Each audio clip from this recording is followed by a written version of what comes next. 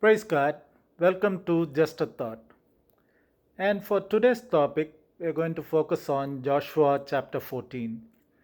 There we see Caleb, he comes to Joshua, and there was a promise which was given to him by Moses. Back in the days when they were shown the promised land, and Moses sent 12 spies to spy on the land. And 10 of them, when they came back, they said, there are huge giants or Anakims who are dwelling over there. We cannot conquer them, or we are like a caterpillar in front of them. But Caleb and Joshua came and said, the God has given us this place. That was the faith which Caleb and Joshua had in God. So when Moses saw that, Moses told Caleb, the place where you tread upon, that place God will give it to you. And that was a promise made between Moses and Caleb.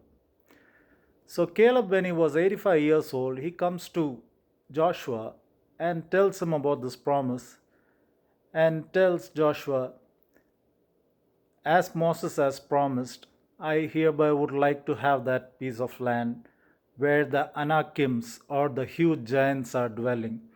Now, these Anakims, they live in a huge cities which are covered with huge fence. So Caleb already knew because he has wholly followed God. He doesn't care about the Anakims. He knows with God on his side, these Anakims, they are nothing in front of God. So he tells Joshua to grant him that place, and Joshua has honored that agreement and gives Caleb that city where the Anakims dwell. Now Caleb, with his strength, with his faith in God, with his trust in God, he goes over and takes over that entire city where the Anakims dwell. And it is mentioned in the Bible there was rest after that war at that place, and that place came to be called as Hebron. So Caleb, we see in Joshua 14, chapter 14, 8 and 9, it is mentioned Caleb has wholly followed God. Even Moses is acknowledging that Caleb has followed God. Caleb's plus point was he believed in God so much, like the Anakims were nothing compared to him. So, in today's world, you might be thinking we don't have any Anakims, we don't have to worry about anything. But we have many Anakims in between us. The thoughts which we go through, like anxiety, depression, suicidal thoughts, drugs, and so much and more is going on in this world. And every day when people wake up, they always think it is a big day, or how am I going to face this day, or how am I going to face tomorrow. But in this small chapter of Joshua, chapter 14, it is giving us that hope. If you trust in God, if you follow God wholeheartedly, He is going to give you the strength to overcome all these Anakims.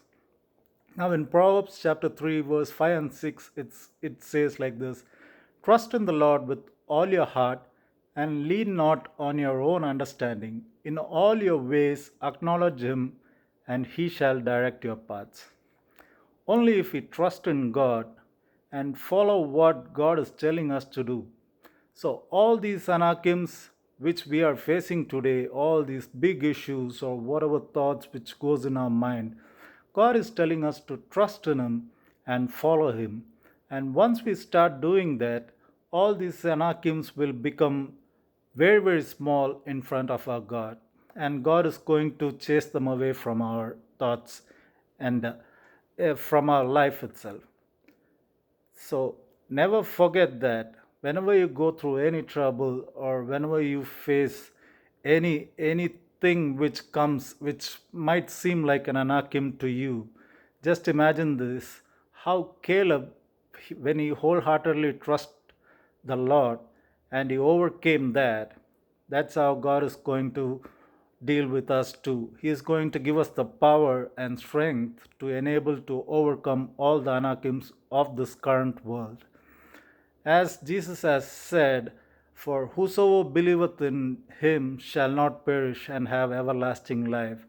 In the same way, if we trust in God and believe in Jesus, we are not going to perish in this world. We are going to beat all the Anakims down. May God bless you with all these words. Thank you.